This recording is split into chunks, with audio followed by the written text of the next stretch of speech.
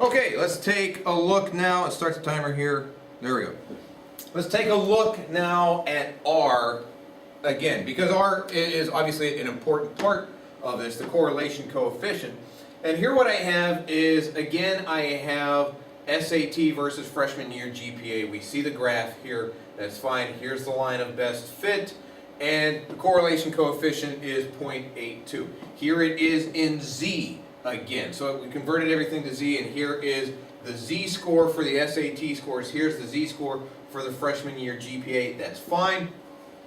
Same graph, same correlation, same line of best fit.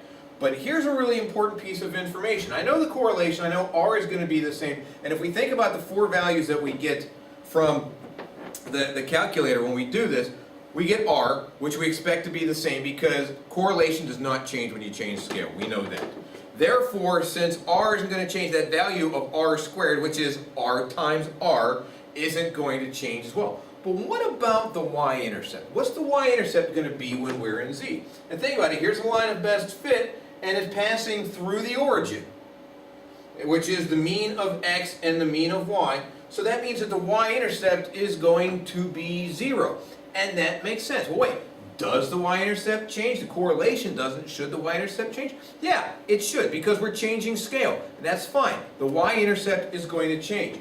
What about the slope? Is the slope going to change? Well, yes, it's going to change too. But what's it going to be? And that's a really interesting question. So let's go to the calculator.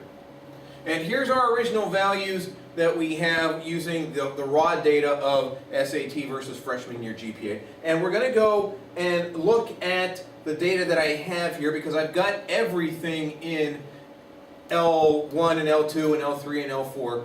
And here we are in L3 and L4. We've got the Z scores for SAT and the Z scores for freshman year GPA. And what I'm going to do is I'm going to do the linear regression for this. So I'm going to calculate, I'm going to choose number 8, linear regression A plus BX, because I always do L3, comma, L4, L3 being the Z scores for the SAT, L4 being the Z scores for the freshman year GPA. And you know what? I'm just going to get in the habit. I'm going to dump this into Y1 because I always have to. Oh no, this froze.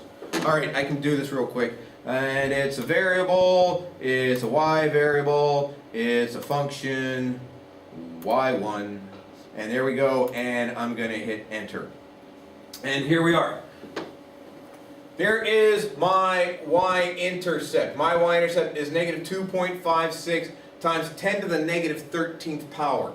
What does that mean? That means I've got 12 zeros in front of that 2. So that would be 0.000000000000002, and it's negative, which means it's effectively 0. That would round to 0 probably. And my correlation coefficient is 0.816, R squared is 0.666. But here's what's really interesting.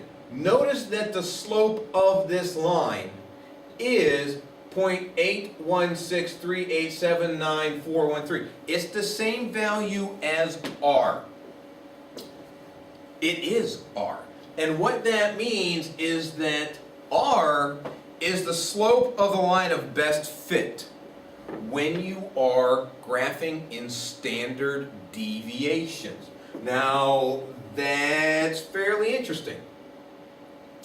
How is that going to affect us? Well, think about this. As we think about graphing here, remember that when we're talking about graphing over here, and we said that as you move one SAT point to the right, your freshman year GPA increases by 0.0039 because 0.0039 was the slope. So as you move 1 to the right in X, Y is going to increase by whatever the slope is. And if we're talking about graphing in Z, we're talking about the same thing. But here, if I move 1 unit to the right, and 1 unit would be 1 standard deviation. If I move 1 standard deviation to the right, I'm going to move slope standard deviations in Y. Positive or negative, depending on whether the correlation is positive or negative. Here, it is 0.816. So as I move 1 standard deviation to the right, I'm going to move 0.816 standard deviations up because it's positive. Now, think about this again. If we've got 0.0039 for the slope here in raw data.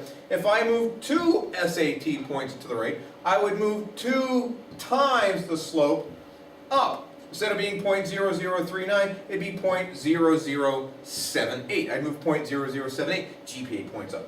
Here, if I'm in Z, if I move 2 standard deviations to the right, I would move 0.81, or let's say 0.82 times 2 up. And 0.82 times 2 would be 1.64 standard deviations up. So I can use that thought, but I have to know that when I move a standard deviation to the right, I am moving R standard deviations up or down.